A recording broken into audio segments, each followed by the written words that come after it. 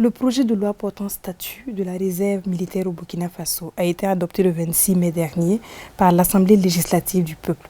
Que prévoit concrètement ce projet de loi? Il faut dire que ce présent projet de loi portant statut de la réserve militaire au Burkina Faso prévoit que dorénavant il y aura deux types de réserves au Burkina Faso. D'abord les réserves de premier ordre et les réservistes de second ordre. Au niveau du premier niveau, cette réserve est composée des anciens militaires, des anciens forces de sécurité intérieure, qui peuvent être les policiers municipaux, les policiers nationaux, les anciens gendarmes, et les anciens VDP, et toute personne qui a une expérience militaire ou qui sait manier les armes. Ce groupe est facilement mobilisable en cas de crise particulière au Burkina Faso.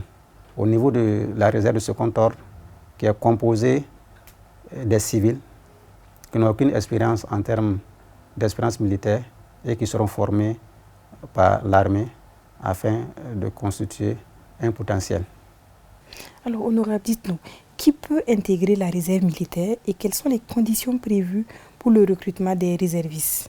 Il est dit dans la loi que tout Burkinabé âgé de 18 ans en allant peut être réserviste. Tant que vous avez la compétence ou la force physique et mentale d'être réserviste, vous êtes concerné. Alors, et quelle sera la durée d'engagement des réservistes et quelles missions pourront-ils être amenés à accomplir?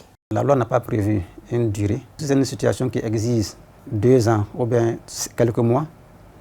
De concert avec le ministère en charge de la Défense, les réservistes seront appelés pour faire face à cette crise. Et dès que la crise sera résolue, les uns et les autres pourront repartir à leur travail d'origine. Et quels droits ou mécanismes de prise en charge sont prévus pour les réservistes dans l'exercice de leur mission? Il faut distinguer les réservistes de premier ordre et les réservistes de second ordre, et les réservistes mobilisés et les réservistes non mobilisés. Concernant les réservistes mobilisés, en termes de droits, ils auront les mêmes droits civils et politiques reconnus aux personnels d'actifs des forces armées nationales. Dans la loi aussi, il est prévu aussi qu'ils peuvent se marier, ils ont le droit de se marier. Et en plus de cela aussi, leurs familles aussi, quand ils sont mobilisés, leurs familles aussi bénéficient des soins aussi de santé au niveau des forces armées nationales. Les réservistes mobilisés aussi peuvent bénéficier d'une aide financière qui sera vraiment fixée par voie réglementaire et peuvent aussi bénéficier des aides en nature.